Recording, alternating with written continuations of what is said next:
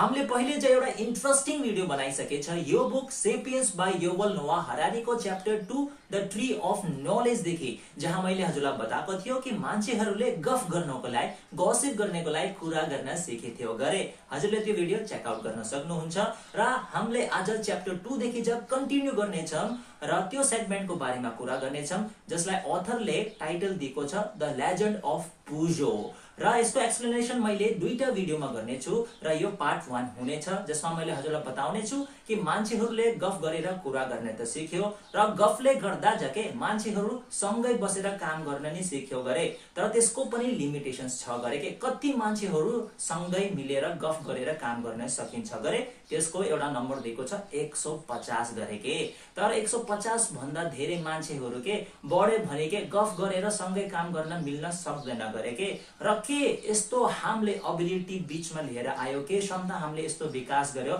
जसले गर्दा आजको समयमा 8.2 बिलियन जनसंख्या भइसकेछ, 820 करोड मान्छेहरू छ यो संसारमा र हामी सँगै मिलेर काम गर्दैछौं। त्यसको मैले हजुरलाई राज बताउने छु र पार्ट 2 मा मैले हजुरलाई एक्चुअल स्टोरी बताउने छु द लेजेन्ड अफ पुजो, जसको एक्जाम्पल दिएर अथरले बताउनु भएको छ कि त्यो क्षमता जसले गर्दा हामी 820 करोड मान्छेहरू आजको समयमा सँगै मिलेर काम गर्छौं, त्यो क्षमताले गर्दा हाम्रो जीवन कसरी प्रभावित भइरहेको छ, यो संसार कसरी चलिरहेको छ र त्यही क्षमताले गर्दाखेरि प्रकृतिलाई के नोक्सान भइरहेको छ। तर सबैभन्दा पहिला म ग्याङ्स हजुरको स्वागत गर्छु ग्याङ्स रिड्समा, जहाँ हामीले बुकदेखि यस्तै दामी दामी भिडियोज लिएर आउँछौं जहाँ हजुरले पाउनेछ लेसन्स, इन्फर्मेसन, स्टोरिज जो हजुरको लाइफमा म्याटर गर्न सक्छ। र यस्तो भिडियो हजुरलाई राम्रो लाग्छ भने अकाउन्टलाई फलो गर्न सक्नुहुन्छ। ल अब सुरुवात गरौँ हामीले पार्ट 1 को।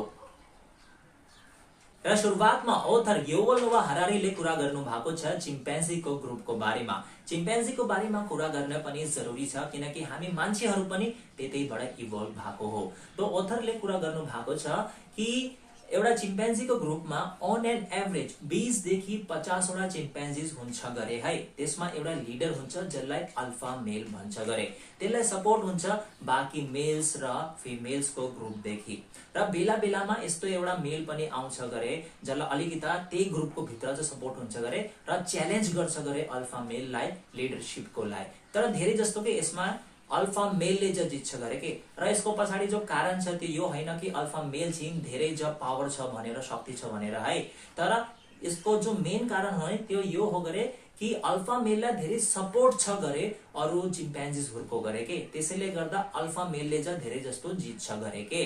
र चिम्पान्जीजहरुको जो ग्रुप हुन्छ नि त्यसले राम्रोसँग काम गर्नेको लागि सबैमा सम्बन्ध राम्रो हुने पर्छ र राम्रो हुन्छ गरे के। एउटा ग्रुपमा सबैलाई थाहा हुन्छ गरे कि तिनीहरूको पोजिसन के हो र तिनीहरूले कसरी काम गर्ने हो भनेर तिनीहरूलाई राम्रोसँग थाहा हुन्छ गरे के।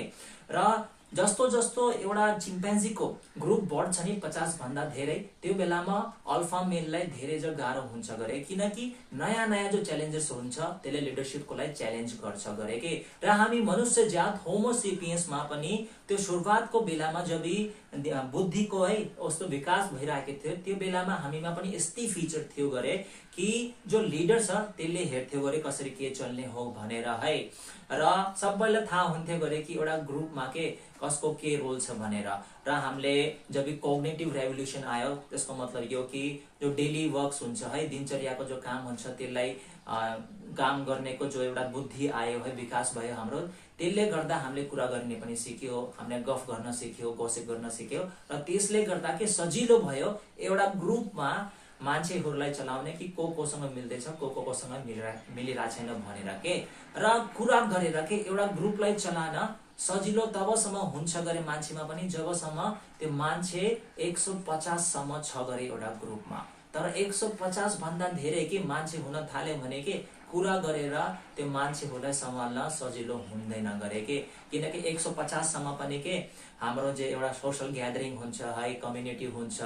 र जो प्लाटुनहरु हुन्छ युनिट्समा है त सोल्जरहरुको त्यो पनि चल्न सक्छ गरे के। तर त्यो भन्दा धेरै बढ्यो भने नि अब त्यो कुरा गरेर मात्रै चल्न सक्दैन गरे के, र त्यसको लागि अब के हामीले यस्तो विकास गर्यो जो अहिले पनि चल्दै छ गरे, जसले गर्दा हामी जो 820 करोडको जनसंख्या भइसकेछ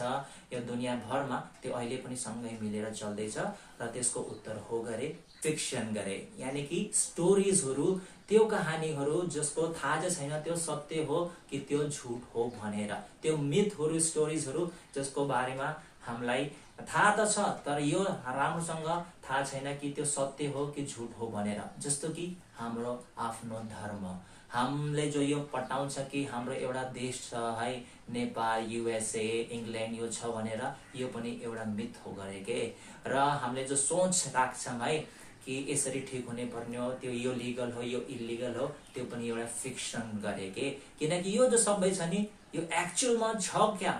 यो त सबै हाम्रो बुद्धिले बनाएको चिज हो है, तर यो क्या एक्चुअलमा एक्जिस्ट गर्छ। जस्तो कि ढुङ्गा, रुखहरू यो सबै एक्जिस्ट गर्छ, मान्छेहरू एक्जिस्ट गर्छ, तर क्या यो गर्छ नै नि। र यसले गर्दा कि अहिले पनि संसार कसरी चलिरहेछ के इफेक्ट पर्दैछ।